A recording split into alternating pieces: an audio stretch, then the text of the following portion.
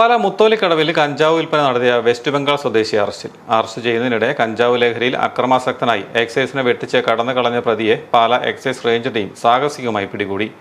മുത്തോലിക്കടവ് ഭാഗത്തുള്ള ഇഷ്ടിക കട്ടക്കളങ്ങളിലെ അന്യസംസ്ഥാന തൊഴിലാളികൾ കൂട്ടമായി താമസിച്ചു വരുന്ന ലേബർ ക്യാമ്പുകളിൽ നടത്തിയ രാത്രികാല പട്രോളിംഗിലാണ് കഞ്ചാവ് പിടികൂടിയത്.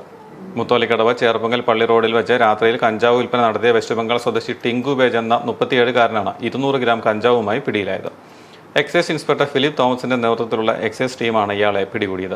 കഞ്ചാവ് ലഹരിയിലായിരുന്ന പ്രതി എക്സൈസ് നേരെ അക്രമം അഴിച്ചുവിട്ട് സ്ഥലത്ത് നിന്ന് ഓടി രക്ഷപ്പെടാൻ ശ്രമിച്ചു. 200-ലധികം തൊഴിലാളികൾ കൂട്ടമായി താമസിച്ചിരുന്ന അന്യസംസ്ഥാന ലേബർ ക്യാമ്പിലേക്ക് ഇയാൾ ഓടിക്കയറി. എക്സൈസ് ഉദ്യോഗസ്ഥർ പിന്നാലെ ഓടി ലേബർ ക്യാമ്പുകളിലേക്ക് കടക്കുകയും പിന്നീട് നടത്തിയ ദീർഘനേരത്തെ തെരച്ചിലിനൊടുവിൽ ക്യാമ്പിനുള്ളിൽ ഒളിച്ചിരുന്ന പ്രതിയെ പിടികൂടിയുമായിരുന്നു.